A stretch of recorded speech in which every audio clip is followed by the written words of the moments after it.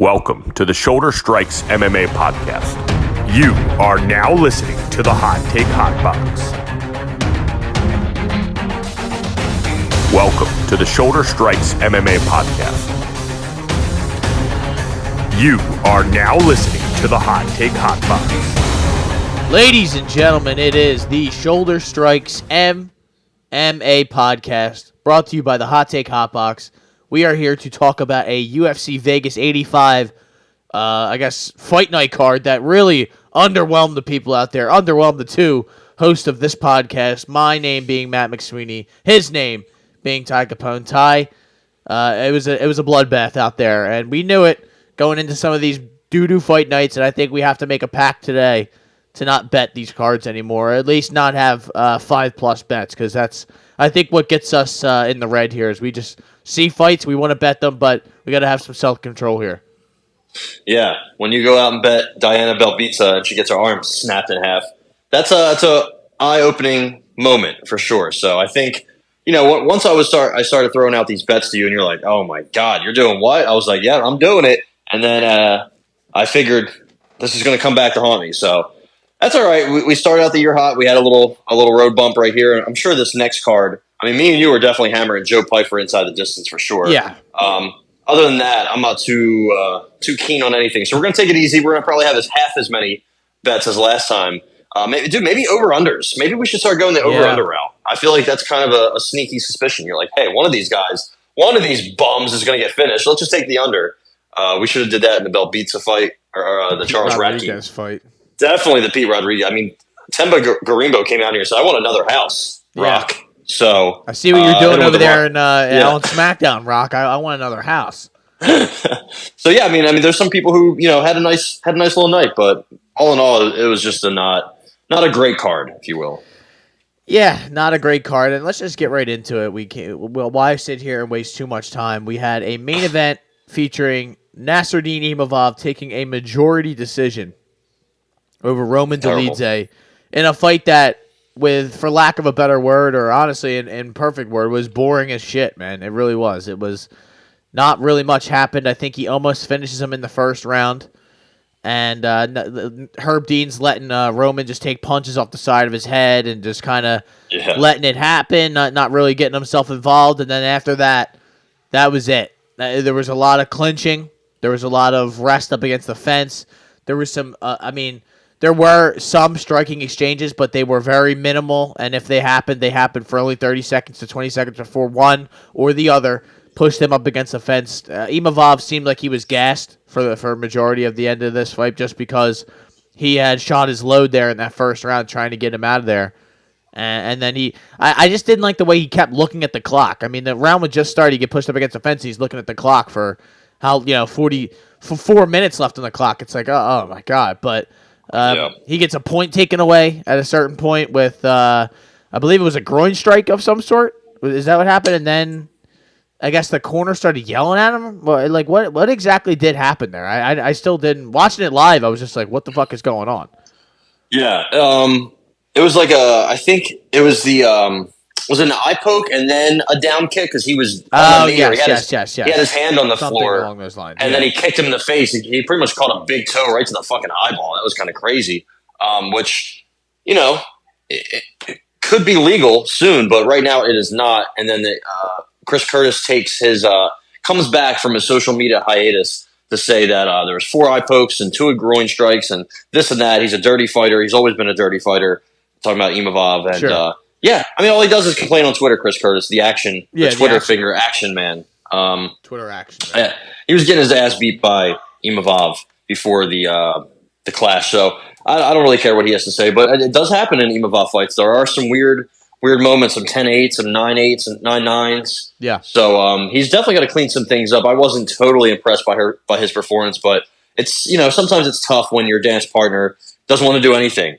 Right, Roman Dolidze had almost 10 minutes of control, but a lot of that was just against the cage. Right, a lot of clinch work, and he got knocked down. I think in the first round he got knocked down? I believe so. I think so. And he got dominated in that first round. Probably a 10-8.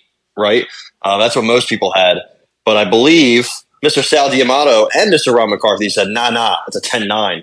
The guy was on the precipice of being finished for about a minute, and they thought that wasn't good enough. But Ron McCarthy in the fourth round gave Roman Dolidze a 10-8 because obviously he lost a point. Imavov did, but I don't think he won that round, Dolidze. So all in all, it was just a weird fight, a messy, sloppy, just odd fight. I mean, to be completely honest, all that matters is Imavov pretty much outclassed him at almost the entirety of the fight. I thought he won pretty much every round. If there was a round that he probably didn't win, it was the second, I think. But he was winning the fourth with or without that shot. Yeah, I mean he outlanded him to the head 71-14, 24-8. Shout out to Kobe, to the body, 17-12 to the leg, 67-32 at distance. Also, much more accurate. Dolidze just doesn't. He's just a little slow, a little plodding. And Imavov, man, has a lot of good speed, good movement, just very quick twitch muscles, great kickboxing. Does well in the clinch. If it goes to the ground, he does well there. But just needs to iron out his game. It wasn't his best performance, but not having a suitable dance partner definitely doesn't help his case at all.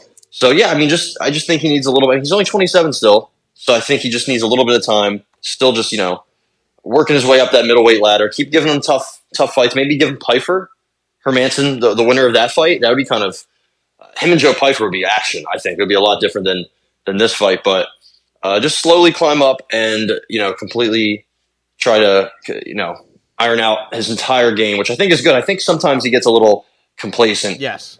Maybe his cardio isn't all the way there. He wasn't gassed, but like you said, looking at the clock a lot. Just some things to work on. I'm still a big fan. I'm not sure what his ceiling is. I think we need to see how he developed. Again, only 27, just like Topuria, but you see what kind of spot Topuria's in. I think that kind of separates them tier-wise a little bit. But I'm still all in, man. He's got that great distance control, distance management. I wish he would kind of go for more wrestling. I wish he would try to take guys down because he has some nice ground and pound. He has some nice front chokes. And yeah, I just thought, Roman Dolidze definitely took a step back in this fight. So I'm not too sure what's next for him, but at least he's, a new father. He's got that going for him. He really I mean, it seems like when he's at the age that he's at, he's kind of, like this is a huge blow to his maybe chasing a championship sort of run or something along those lines. He didn't really look, to me, was not really competitive in this fight whatsoever. The scorecards may tell you something different, but from just watching it and thinking, oh, does this guy have a chance to win? I never thought that Dolidze really had a chance to win this fight. Even when he was trying to hunt those takedowns, and he got him to the ground, or at least had him, on his butt, scooting back up, but he never really was able to gain control, or really never had control of this fight for any extended period of time. Really? I thought I guess they don't count it as a takedown, but he did have him on the ground with Nasruddin's hands underneath of him. Yeah, and had a bunch of control against the cage. You never know. DC has mental breakdowns about that when they don't count stuff takedowns. He's like, that is a takedown. When you go to the ground, you're like, okay, all right, I got it, DC. Calm down, DC. We got took John Jones down once or something. Calm down. Good on Nasruddin. Really, you can't hold that against him. A win is a win, but this is one of those fights where it leaves me like I don't really care. I don't care. Yeah. I mean, Imavov, I will look forward to who they have him up against, but he's at number 11. Dolidze was at 8. He's probably going to jump up to probably flip spots, yeah. Other than that, I mean, what do you have him fight? Maybe a Vittori? Brendan Allen? Brendan Allen, someone along those lines. I guess that's next. Probably a 5-round affair. I don't know. I like it. I'm here for it. I would love to see Brendan Allen and Imavov. They're both I think they're both 27. They're both still tapping into that untapped potential. Still learning. Both got good camps. Both are good kind of on the feet and on the ground. If it stays on the feet, I think Imavov pieces him up. We've seen Brendan Allen be hittable, get knocked down, knocked out even. Yeah. That seems like it's one or the other. Like they got someone's got to get to the ground or someone's got to keep it up in that personal way. He's been submitted, but he obviously has dangerous jiu-jitsu and good wrestling. So I think that'd be a very not even. I would favor Imavov, but that'd be it would be a better version of the Moicano Dober fight, which didn't love. I hate to say. Yeah. Well, there you go. That's an interesting segue, and it's very, very well implicated, or very well used right there. Renato Moicano, Money Moicano, gets a unanimous decision victory over Drew Dober, and we are not just saying this because we had Dober TKO. It was kind of just, we had to take a shot here and make a bet. But this fight was boring as shit, man. It really, this was, you knew as soon as Moicano got him to the ground the first time, you were like, oh, this is over. I knew right away. I'm like, Dober's not going to be able to keep himself upright. It's just is what it is. Moicano was a much bigger human. I did not account for that. Yeah, me too. I was a little. I don't know, because he used to fight at 45, correct? Yeah. And now, that, I mean, it must have been death to make that. I get he's 3 inches bigger than Dober and whatnot, but he just was towering over him the whole time and just dominated him. And really wasn't get all that close to a finish. I know he was hunting those submissions. Dober did a good job of defending himself. But this was this was as expected an outcome as you can imagine after the first minute or two of the fight. You kind of knew what was going on. Dober landed some shots here and there, but nothing ever really. I thought. Yeah. At one point, I thought he had him hurt, or at least a little compromised. I think in the second round, but got taken down. Couldn't do anything. Got his own takedown in that round too. But yeah, man, Moicano. I mean, significant strikes wise, 23-22 in favor of Dober, 38% for Dober, 54% for Moicano. So I mean, it just there was a bunch of ground strikes, but those are obviously just nothing crazy.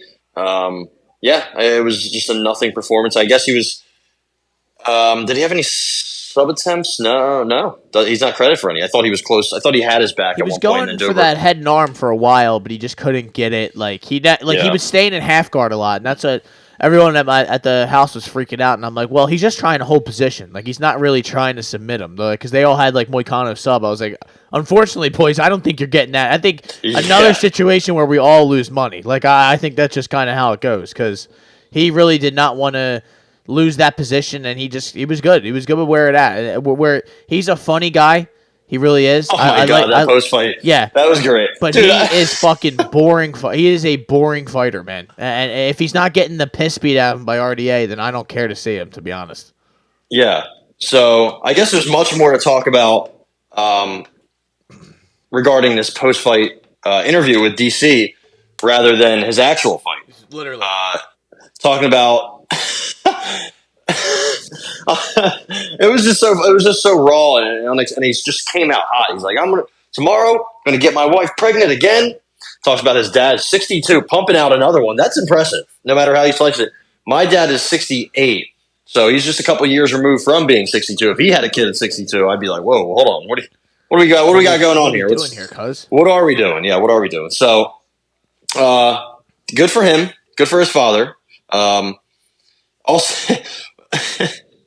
Also, going into he wants to be a police officer, kill the bad guys. People need to go to church, respect the law. Also, follow my YouTube channel. And then he calls MMA Guru a pig, which was great. I mean, he was just dragging MMA Guru through the mud multiple times after the fight. It was good. It was really good. He asked DC, he's like, "You're here again, motherfucker." Also, the fact that you learned English by playing Call of Duty is amazing. That would be me if I was not from here. No, but it's definitely, if you want to curse, which he does. He probably knows some racial slurs that none of us have even heard before. Yeah, he's probably going to unleash them. But I don't know what's next necessarily for him. I think he's at a point in his career where he is a little older, right? He's 34, so you feel like it's now or never for him to take that dive into the deep waters of 155. But man, 155 is fucking tough. Yeah. We talk about all the time how good it is. There was a fight earlier in this card between two inexperienced guys at 155, and even they just look good. Even when they don't fight that well, even when there's not that much output, they look good. And I'm talking about Medeiros and Quinones. Yeah. I see the potential. I see it. And those are just guys at the bottom of 155. So that just shows you how dangerous, how tough 155 is. And for him being naturally, I know he's long, but naturally 145, it's going to be tough. I mean, what is he, right outside the top 10? He's behind Benoit Saint-Denis, and he probably should be behind Benoit Saint-Denis. Yes. At 13, and Dober's at 15. It's tough, man. It's tough cracking the top 15 at lightweight. Honestly, you look at some of these guys, you're like, damn, Fiziev is at 8. Dan Hooker's still hanging around at 10. Bobby Green's a tough out no matter what at 14. So, And even Dober, if Dober can just keep himself up and work his way up, he's a tough out for anybody. So yeah, not a great fight, but I'm kind of interested to see how they book each of these guys next, and maybe whatever we got next. I would, excuse me, I would do Moicano versus Beneil Dariush next. That would be my. I like it. Sorry, my voice is starting to leave me now. But deteriorate, yeah, I love it. Yeah, it's deteriorating a little bit, but yeah, that would be my move. Just to kind of two grappler sort of guys who can strike a little bit, match them up against each other. Because I mean, you could do like the Jalen Turners and the Dan Hookers, but that could kind of be one-sided. I don't know. Did Hooker fight Dober yet? I wonder if that's a thing. I don't know. I don't think so. That would be sick. That's something I'm down for. I think Hooker. I would bet Hooker in that, but I remember Dober knocked out Bobby Green, so I guess you don't want to do that. Other than that, maybe run it back with Terrence McKinney. Just kidding. But he did fight Dariush Dober. You said Moicano. Yeah, sorry. Moicano, yeah. It's tough. 155. It seems like everybody fights each other. Yeah. But I'm all for that. But yeah, this fight didn't do anything. How about Randy Brown taking out Muslim Salikov in the first round? There we go. Of course, I just one time when I bet decisions and then guys get brutally knocked out, it just is a bad negative reinforcement to make sure I never do that again. And make sure I'm always betting inside the distance or TKO because it's, and then every other fight went to decision basically other than the ones that I had, so it's another great weekend. But listen, Randy this was Brown, our fault. clean as shit, knocked him out, landed a nice little punch for the way out. But, hey, Randy, a good win for Randy Brown, a good finish for Randy Brown, and Muslim Salikov off to the glue factory. Yeah, Kerry Hatley said, I need to see more. Yep. He went down like a ton of bricks. I need to see another one. So that was cool. Poor Muslim. Yeah, I mean, we should have done this. We should have been like, this is a guy who's aging. He's obviously not, he's getting older. Once you hit 39, 40, that's a different line of demarcation, if you will, than 34, 35. That's like you said, glue factory territory. So we should have seen this. But also, when's the last time Randy Brown got a knockout? 5 years. Yeah, exactly. I guess that's not really our fault. Hindsight's 20/20. But that was nice. It was a nice little straight right that just sat him down, and Kerry Hatley was like, "Nah, I have over a half a round," and I think he actually got over the half a round. So there you go, Kerry Hatley. Shout out to you. So shout out to Kerry Hatley. Shout out to everybody out there. Good win for Randy Brown. How about Natalia Silva winning a unanimous decision? This fight, another one, just boring. Not great. Really boring. Lots of clinch work. Vivi looked good for portions of this fight. I guess. And not getting finished and just completely dominated. But, that's really all I can say is Natalia Silva was always, it seemed like once she kind of got past it seemed like she was getting pushed up against the fence early on in this fight. It was like a little like, whoa, is she going to lose? And then she turned it around and she got her own strikes off and then she started controlling the octagon a little bit. So good win for Natalia Silva. Yeah, more than half of Vivi's control time came in the first, which she won, and then after that, nothing. She couldn't get a takedown. Yep. She couldn't do anything, and so you definitely want to see a little bit more from Natalia. But again, I think she's also 27, so she's got a lot of work to do. But I see the potential. She's quick, great kickboxing. I just want to see a little bit more activity. I want to see her sit down on her shots more, land bigger shots. She has power. So again, it's just another case of a fighter needing to iron out everything. I'd like to see her. I know she went for one takedown, but I'd like to see her maybe go for some grappling. She has subs. Hopefully she's not a fighter that we see like kind of plateau. That would kind of suck because I think, again, she has some ability. She's a little small, but she has great distance control. A little bit reminiscent of the conversation we had about Imavov, just a different weight class. So yeah, we'll see what she does going forward, but she's only going to keep getting bigger fights from here. So I wonder what they do next, honestly, with her. Let's see where they have her. I'm not too sure. That was at flyweight, right? Yeah, so that's at 125. And that division, it's decent. It's decent in the top 10. Like, I would love to see Natalia Silva and Tracy Cortez battle for, which prospect, if you will, even though Tracy has been around for a while, which prospect is ready? Or maybe, I think Macy Barber has a fight coming up, right? Is she fighting Firo or Chuk? Might be. I'm not sure. Sermonara now, since she got married. That's right. So, yeah, we'll see. I mean, Silva's top 10, so that's good, but just don't know what she does next. Not sure. Maybe we get her and Karini Silva. We get the Silvas to fight each other. I'm not sure. Macy Barber and Chukagian at UFC 299. That's right. Sermonara. So, yeah, I'm cool with that. I'm cool with anything you do with Natalia Silva involving another top 10 fighter. That I'm okay with. Vivi, I, with all due respect, could care less what they do with. It's pass her by. She's almost done. Yeah, I'm good to go. Give her Karini Silva next. How about that? Yeah, just have a Silva battle. How about Alish Cobb? There you go. Better than what I was saying in the previous. Alish Kebab. Alish Kebab. Alish Khabib. Yeah. Alish Khabib. Mahmoud Muradov ends in 11 seconds after an accidental eye poke to Muradov. Not really much to say here. Yeah, I hope they rebooked it. Yeah, it was really nasty. That was bad. Once it happened, you were just like, I was like, oh, come on, like, whatever. And then you see the replay, you're like, oh, shit. And whenever you see the doctor in there with like 2 minutes, 30 seconds on the clock, you're like, okay, we might be out of here. So, yeah. And we were out of there. And that was that. So, I guess really not much to say other than hope we see it again. How about this, though? The star, this is what everybody came to see, the star of the show. Chuck Buffalo, Charles Radke, gets a TKO finish over Gilbert Urbina. He gets the only win of the night for the Hot Take Hot Box Shoulder Strikes MMA Podcast pick card. That was yours, under 2.5. Easy bet there for you, Ty. But after the fight, Ty, I know we could talk about the fight. It was a nice knockout. Jesus. It was a great way to just get a huge win for Charles Radke. It really was, too. But I don't want to... it really was. You could have had some momentum going for you, but Charles Radke announces he will not be doing interviews unless you pay him from now on. So, right. Which is funny because I'm pretty sure that's part of your pay is to... So he says that at the press conference, and nobody asked him a question after that. It's like, so who's next? And you hear, all right, well, I'm just going to leave then. All right, yeah, I'll see y'all later. Yeah. Yeah. Nobody, and I mean nobody, even me. We're just a regular podcast, whatever. I would never pay if I'm paying somebody. I want LeBron or something. I'm not paying for Charles Radke.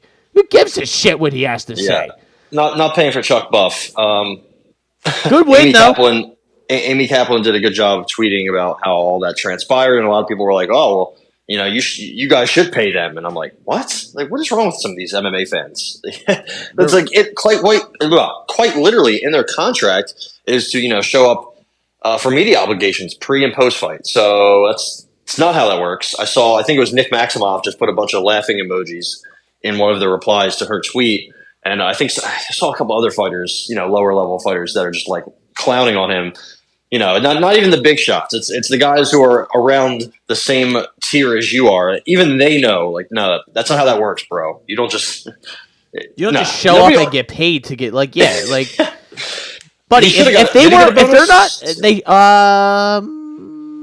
he did not, and I imagine that's probably not. That's probably got something to do with it. Yeah, probably. Really? Either way, I think he should have got that $50K, but I'm kind of glad he didn't because he's a fucking loser. Well, yeah, and also, I mean, last time when you're out there saying, "Why don't you come down here and do something," homophobic slur, then that's when people are like, "All right, maybe we should be giving this guy any extra money. Maybe we want to eradicate this guy from the fucking." I would not be surprised if he did not get re-signed whenever his contract's up. I'll tell you what they're going to do, Ty. It was 170. They're going to set him up to get murdered. That's what they're going to do. Now you're going to see like the biggest step up in competition. You'll be like, "Wait, he's fighting who?" Like, Chuck Buffalo and Shavkat Rakhmonov. Yeah, you're gonna be like, whoa, yeah. Like if they had Hamzat still in the fold up there, they'd be like, Hamzat's fighting Charles Radke next weekend. Be like, what? Hey, Chuck Buffalo, you want to go to Dubai and fight? What's the guy with one eye? It's Magomedov. Oh, Shara Bullet. Shara, you want to fight Shara Bullet? It's like, sure, yeah, I'll fuck him up. What is he? Is he 85 or is he? He might be 85. Oh man, if he was 70, that would be the perfect guy. He's like on the way. But I think Shara Bullet stinks, to be honest. But all in all, good win for Charles Radke. Hope nobody pays him. No one pays him. Yep. Give him Fakhretdinov next, or Randy Brown next, or Kevin Lee. Kevin Lee's back. He unretired. All right. Did you see that? He's out of retirement for the 15th time now. So I did not, but welcome back. Welcome back. I hope your retirement this past time was better than the retirement before that. And I hope that Charles Radke, I hope they do line him up with a murderer next. Gilbert Urbina, I hope you find Jesus. luck and success on the regional scene Yeah. because that is where you belong. I hope you find solace in your life. No, and with I all hope due you respect, are he's just happy. not like you can't get knocked out by Chuck Buffalo. You just can't. No, I mean, getting knocked out by Trayshawn Gore was bad. And then we saw it happen again. And, Brian Battle smoked him, even though that was he was fighting up. But yeah, no, this is just not the sport for you, brother. Or at least not the organization for you. Yeah, so now we keep it moving. That was the main card of this portion of this conversation. Now we must move on to the prelims. Molly McCann, Ty, I wish I would have seen this coming. I know you didn't. You had money line. You were fade Molly McCann big time. Molly looked good at 115. She looked in physically good shape. I mean, she's so small, but it worked out. So this is a good win for Molly. She needed something like that, some sort of statement to show that she's not the bum that people like you have tried to put her in that category. No, she is, but it just so happens she fought somebody that's much worse. Oh, man. So hopefully, Diana Belvitsa can learn how to speak Octagon with a K, because I think that's where she's going next. Jesus Christ. Or Invicta, or somewhere else in the world, because the UFC is not. She's 2-5 now. Lost 2 in a row, 3 of her last 4. I think 5 of her last 7. So yeah, I mean her wins are Hannah Goldie and Maria Oliveira. So there you go. That'll get you cut. I mean, she was doing some decent work because she has that length advantage, but she doesn't really know how to use it at all. So yeah, Molly McCann just towards the end of the fight started hitting her with some solid shots, spinning back elbow, the patented move that she has, and then she took her down easy, and then full mount into an arm bar, and she almost broke it. It turns out she did not break her arm, but she was yelling I think she might have definitely tore a ligament or something. So maybe they run it back in a couple years, and we can try it again. I don't know. So now where are we at? I just had it up and then I Azat. lost it. Oh, Azat. Azat takes the L for us. Charles Johnson gets a win in the Apex. I know he doesn't like fighting in the Apex, but it's a part of the game, brother. And that is that's a good win for him. I really did not care about this fight at all, to be honest. Even though I had a bet on it, just did not care whatsoever. This card was so boring to me, dude, that I tuned out halfway through and then came back and was, I was just going about my night. This was not one of those. I sat and watched the first 5 fights of the night and was just like, damn, this is another night where I'm going to get cooked over and over and over again. I'm looking for the scorecards right now, but I can't find them. So For who? for this fight, I was just curious. I think they all gave 30, Johnson right? 2 and 3. Oh, No, okay. it was 29-28 all around. So yeah, I mean, he lost the first round, he got dropped, and then he the second round was close, but I think he did more. He landed the better shots. In the third round, he almost had him in a choke against the cage. That looked like he let it go, and it looked like Azat was out, or wasn't quite there. It was weird, and then yeah, Charles Johnson just outpaced him in the second and third round. Showing off that track and field cardio that he was known for at one point. And out completely dominated him. Honestly, after the first round, took him down a couple times, outstruck him easily at distance, almost doubled him up, and went to the body, went to the legs, went to the head, mixed it up. Azat only really was head hunting, so definitely a vet lesson that needed to be taught for Mr. Azat Maksum. But I think he'll be back, and this was a much needed win for Charles Johnson. Hopefully, they get him out of the Apex. He's tired of being there, and I would be too, fighting there 6 times in a row. I'm like, where's the crowd? Where's the people? Also, can't even get his wife a ticket to the event, which is absolutely insane. Hilarious. Just let her, just walk her in the door. Just put a folding chair on the fucking ground. I mean, it's not exactly packed for people in there. There's tons of room in the Apex if you've ever seen the above shots of that place. But that's the UFC. They figured out that they can just do them events there and have no penalty whatsoever. So why not just keep doing them? I guess they must be saving money. They must be making a ton of money off ESPN because they don't even need to go on the road anymore. But whatever. How about Themba, Dwayne "The Rock" Johnson Garimbo gets a 32-second knockout of Pete Rodriguez. This fight I think so. I saw all these other ones. That fight, the Azat. Since I think I had decision, I went out to the liquor store while that was going on. Came back and I was like, let me check to see if I won, and I was like, no, because I kept refreshing Tapology to see the update, and I was like, Nothing's happened yet. I was like, oh, we're in good shape then. Like, it's going to the decision. Like, we're going to win. And then I saw Charles Johnson unanimous. I said, I'm not going to win a fucking bet today. This is just the worst thing ever. And before this, I watched Garimbo put Pete Rodriguez into the shadow realm with a overhand right, and then finishes it off with some ground punches where Pete Rodriguez was just curled up and wanted nothing to do with it. Yeah, he got shut out. 0 for 5. Didn't land a total strike in 30 seconds. That's bad, dude. Not good for him. So maybe we get Mike Jackson back in there for him. I don't know. That was not great. But at least Temba Garimbo can keep the momentum rolling. He's won 2 in a row since the AJ Fletcher loss that he could have avoided easily. But let's see what's next for the long 77-inch reach for 170. That's nice. Striking that looked good in this. Yeah, quick. Quick. As long as he just straightens stuff out. Who knows? Who knows? He has some athleticism. There's a lot of other things to work on, especially if he gets to the second, third round. But we'll see. I mean, 170 is not that not that deep anyway. At least in the lower mid tier fighters. So we'll see what he does next. Shout out to MMA Masters too. That's where he's training. So that's another win for the boys. After coming off that tough Colby loss, is Ilya Taporia an MMA Masters guy? That's what I'm seeing on here, but I don't know if that's actually the case. I don't know. Actually, it literally says him Volkanovski now on their Tapology page. I don't know. Who knows how accurate that actually is, but yeah, I'm not sure. At the end of the day, good win for Themba, and Pete might be one more. This next fight might be a regional scene or keep your contract sort of fight because that you can't get knocked out in 30 seconds by Themba Garimbo. It's that's just how the game goes. How about Who was announcing this? Was it John Gooden? He said his name in the most wild way, and I forgot how to say it. I was like, shit, wait, I was saying on the podcast, I wasn't even fucking close, man. So, it's Jiang Yang, but then he has a brother named John Hyun Lee. So it's Jiang Yang and Jiang Hyun. All right, well, Mr. Lee takes the W in a unanimous decision against Blake Builder. This was very, I would say, dominant. Blake really didn't have much for him. Yeah, and he was getting taken down. He was getting controlled on the ground. And all around, Lee was just better than a lot of clinching. Yeah. This fight, I actually did not have anything on, but watched it and was still just like, this is an absolute, it was dominant. It was dominant.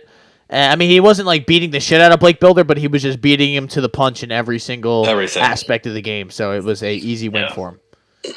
I don't know if you have anything to say about that, but that's how about Luana Carolina taking a come from behind at death's doorstep victory? I mean, she was almost getting triangled. She was almost getting armbarred. There's listen. This Stoliarenko sub was close a couple times. Was it not? Very close. I thought so. I mean, end of the first round. We were right there. We were right there a couple times, and even when she had that triangle, I thought, wow. Like there was a couple times where Carolina made a mistake and got herself deeper into the triangle, and you're like, whoa, what's going on there? What? We're getting close. And then she got the arm. I was like, oh shit. But no, Carolina, she stayed calm. She stayed confident. She got out of that. And when Stoliarenko was getting back up, she cracked her with a punch and wobbled her ass and rolled her ankle up underneath of her. That was nasty. She was up against the fence, and it was curtains after that. And then she got her to the ground, and she was beating the shit out of her. It was bad. Stoliarenko was just gassed. You could tell it really took a toll on her early on when she wasn't able to get the fight to the ground. And you could just see her not only, maybe not so much physically tired, but just like the emotional and the mental aspect of trying to get the fight to the ground and failing over and over again. I think it really added up to her, and she was not able to overcome it. Yeah. Third round. She got outstruck 29-0. So that'll do it. That'll do it for you. And she grapples like an actual jiu-jitsu person. Like she doesn't actually like use it in the MMA aspect of I'm gonna use punches to kind of open stuff up and like it's a fight. She views it more as like a grappling competition and where you can actually punch in it. But you're kind of getting she looks like a poor man's version of Ronda Rousey in there sometimes, just getting the dog shit beat out of her by girls who are not on the level of like Amanda Nunes was beating the piss out of her. Luana Carolina started beating the piss out of Julia Stoliarenko, and it was not a good situation. I mean, Luana Carolina even tried to throw that spinning back fist at one point, and ended up on their back or ended up on the ground. Stoliarenko kept getting taken down getting taken down or kind of just pulling guard a little bit and just ended up trying to throw up the submissions from there, which it looked good. It felt good for us because we had that Stoliarenko sub, but we never really got there, Ty. We never really got there. So absolutely not. How about Markel Medeiros getting a unanimous decision victory over Landon Quinones? Did you agree with this decision? I think it was a close fight. I think they probably got the right person to win. I think both these guys are just raw, and it really was at some points a little bit of a sloppy fight. Neither one you were right on with this. Not great defense from either guy here. Lots of hands being held right around the ribs, and just not defending the face. Not a lot of head movement, but it was Quinones just I don't know. There's something missing with his game. Yeah, same with Medeiros. Medeiros wasn't really as active as he should have been. He kind of just like taps his shots. He doesn't really kind of sit down on them like he should. Quinones, I think, was hitting with the harder shots, but there was times where he was inactive, especially in that third round. Medeiros, I think, just stole the fight from him at the pretty much at the end of the third round, hitting with some harder shots. Went for takedowns, couldn't get them. Neither really fighter could really get the wrestling game going, but. Yeah, I guess it could have went either way. I think Medeiros won 2 and 3, but I think so too. I thought the second was a little bit. Yeah, I mean 26-22 in strikes, 21-18 significant strikes. So that's very, very close. But 1 and 3 definitely not. So no. Yeah, I mean Medeiros went to the body, went to the legs a little bit, mixed up his attacks. Quinones did not. They're almost exactly dead even at distance. 55 of 141 for Medeiros, 54 of 145 for Quinones. So, yeah, I mean, both guys are young. Both guys are inexperienced. I think they both have like 10 or less fights. So, just some things to work on both ways. They fought well. Neither guy got hurt, I don't think. So, decent athleticism, I think, for both guys. Just got to keep working. And, maybe they can I don't know about getting to the rankings, but they can work their way up for sure. And now we got Jamal Pogues taking a victory over Thomas Peterson. I know you had said before this that Thomas Peterson was the closest prospect to Brock Lesnar that the UFC has had in a while. I'm kidding, by the way, before somebody just turned it off. You listened to all this and you said, there's no way he actually said that. He didn't. I just made that up. He did not. So, I mean, listen, good win for Jamal Pogues. This fight was boring as shit as well. I'll just say that. I was so excited, I had reffing a little basketball earlier in the day, came home, took a little nap, woke up, it was just happening now. I was like, here we go, turn this on, and this was like, oh, this is going to be one of these cards. This is going to be one of these nights, huh? Where it's just big fat guy. Yeah, they got to be careful with the heavyweight fights that they put on first because we need like guys who want to murder each other, not kind of guys who want to wrestle and poke each other a little bit because seems like what happened here in this fight. Yeah, that's pretty much it. I mean, Thomas Peterson couldn't get his wrestling going. His striking didn't look good. No. Pogues did not look great physically. No. He had a little bit of a gut, and it didn't matter. So I think Peterson's just low-level MMA, just low-level heavyweight MMA, and really not much to say about it, unfortunately. No, the whole prelims of this card were honestly, the whole card was trash, if I'm being honest. Yeah. This was easily the worst card of the year, so and that's not much. It doesn't have much competition, but when we go back, we will think about this being the worst card of the year, and I'm sure it will have plenty of competition throughout this year because we know, Ty, and we talk about it all the time. Some of these fight nights are really, really bad shit. Do you think? I have a few questions for you. Do you think Moxham would have beat Nate Maness? No, honestly, okay. Probably not. I was just curious if he got him out of there early, or at least hurt, because he hurt Johnson early with a nice right. But yeah, he just didn't have it. It looked like maybe I don't know. Maybe he would have had better success against Maness because Maness isn't as good of an athlete as Johnson, or doesn't have the cardio. But yeah, maybe not. Honestly, I think it could have went either way. Maybe you get that matched up next, or maybe I don't know. Yeah. Charles Johnson and Moxham both get $50,000 for fight of the night. Molly McCann gets $50,000 for her performance of the night with a submission armbar over Diana Belbita. The second, is that legit? Or is that, that was her second fight. Okay. Yeah. There you go. She was the second. I thought she was the second. I didn't know girls did that. I was like, oh shit, what the fuck? There's just 2 Roman numerals next to her name. How about Randy Brown? He gets $50,000 for his elimination of Muslim Salikov and sending Muslim out to the glue factory. So that is UFC Vegas 85. Who the fuck was Eric McMahon, by the way? I did want to ask you that. Son of Vince. No, I don't know. No, you don't want to be related to Vince at this time. After he's defecating on women's heads and things of that nature. Read the complaint. So that was the UFC this weekend. We have another event next weekend that will be headlined by Jack Hermanson and a local guy for my area, the Philadelphia area, Joe Pfeiffer. He, body bags. He's getting in there. I believe he's fights out of Pennsylvania. Marquez, MMA. Dan Ige, Andre Fili, Ihor Potiera, and then Robert Bricek. Wow, this guy.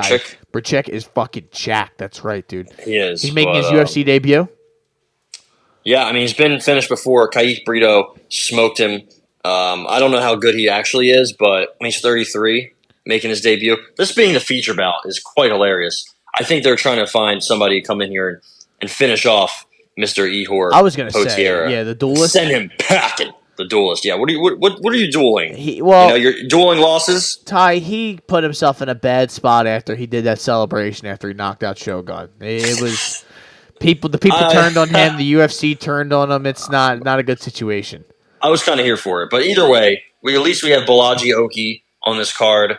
Hyder Emil, who I know he's undefeated. He's fighting Fernie Garcia. That should be a decent test to see if Hyder is ready. He had a couple fights that didn't just haven't come together. Daniel Marcos looking to see if he can keep his undefeated streak going.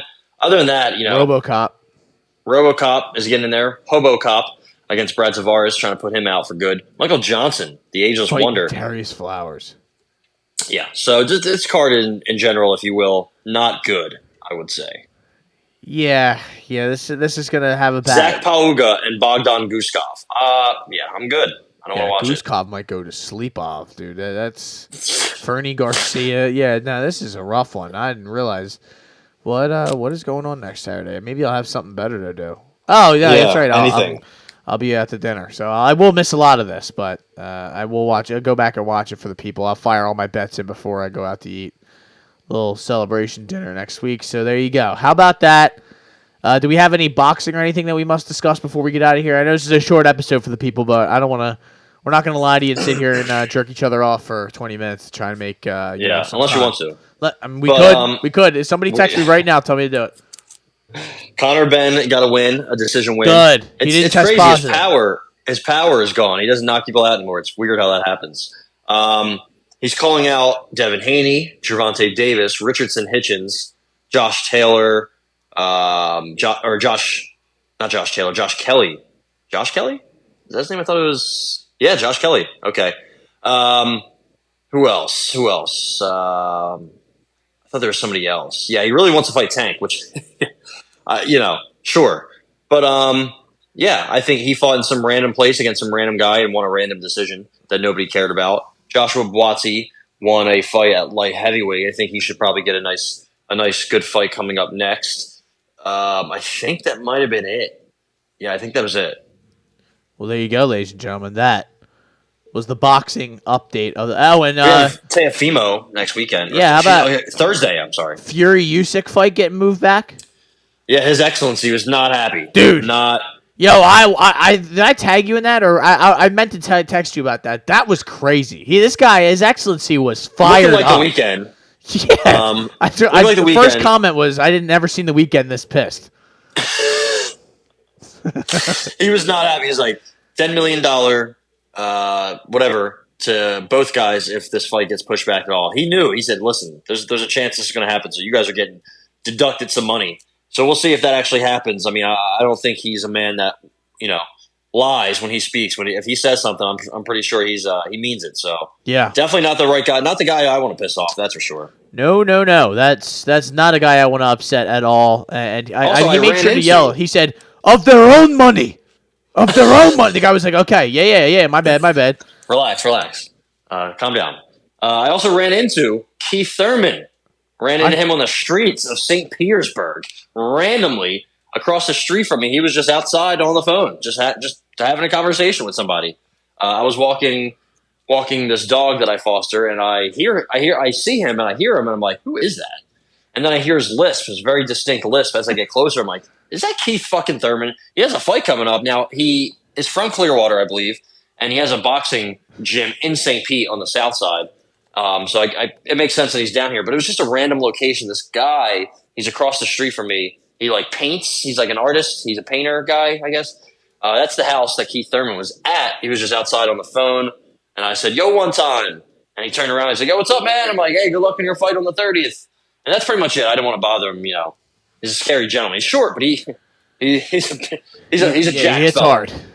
Yeah, I don't know if I can survive one of those shots, but I did want to talk to him a little bit, just about his fight and how he got that fight, how that fight even came together. So that would have been a nice opportunity, a nice little inside scoop for the Hot Take Hot Box fellas. But unfortunately, he was on the phone talking about say it with your chest. He kept saying that, so I definitely didn't want to interrupt him in whatever conversation he was having with whoever. Maybe he was talking to Tim Tszyu. They will be fighting March 30th on Amazon live. So the first live streaming boxing event, I guess, to hit the streaming services. That's going to be pretty big. It's going to be a pretty big deal. They're trying to put a nice little undercard together for it. And it's not for the belt at 154 because it says it. The boxing scene says this, but I'm pretty sure the WBO said Keith Thurman is not an active 154 guy. Doesn't have any wins at 154. So why would we put the belt on the line for him? So just another day for boxing. Rolly Romero and Isaac Pitbull Cruz will be in the co-main, so that should be a kind of decent fight. Hopefully Rolly gets put out again, but Pitbull Cruz is like 5'3", fighting at 140. We'll see how that works for him. Who else is on that card? I think somebody boring. Arislandi Lara? Yeah, I think he might be back, but who cares? So either way, that'll be a good card, and it was just nice. It was kind of cool just to run into Mr. Thurman. There you go, ladies and gentlemen. Every day we're seeing people out in the streets who are, champion boxers and champion mixed martial art. Actually, no, I don't think we've ever seen any champion mixed martial arts on the streets, but No. Maybe. I did meet Edson Barbosa, but he was not a champion. So. That's true. It's true. You do have a picture with him, pretty sick picture as well, by the way. So Doesn't even look like me anymore. No, it does not. How about that is the Shoulder Strikes MMA Podcast, brought to you by the Hot Take Hot Box. My name is Matt McSweeney. I'm Ty Capone. And ladies and gentlemen, as always, please stop tweeting all the time, and you sound like a bitch.